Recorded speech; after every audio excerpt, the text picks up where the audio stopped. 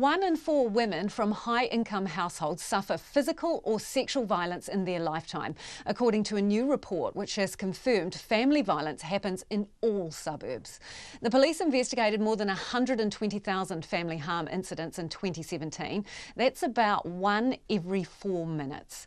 The report comes after the killing of 2 women in Auckland in recent weeks. The report's author says the solution is to target family violence from the moment a child is born to try and stop it. Our political reporter Jo Moyer was at the launch of the report. The focus on physical and sexual violence comes after a 34-year-old woman's death in the Auckland suburb of Flatbush last night. A 34-year-old man who was known to her has been charged with murder over her death. And it's only days since 22-year-old British backpacker Grace Mullane's body was found, sparking an outpouring of grief and shame that it could happen in New Zealand.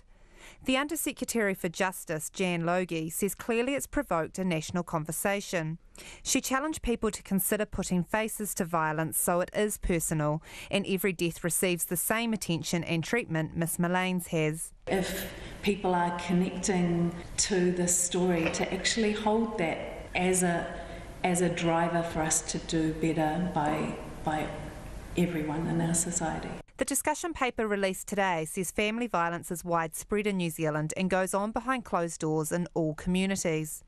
1 in 10 men have experienced childhood sexual abuse and 1 in 3 women experience physical or sexual abuse from an intimate partner in their lifetime.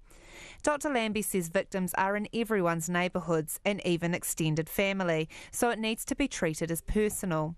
He says the current statistics are an underestimation because only a tiny proportion of family violence is reported, but that could change with new approaches. When you go and interview people in their homes, you have conversations with them in their homes, I think you hear different stories, you hear real stories as opposed to more sort of higher survey data.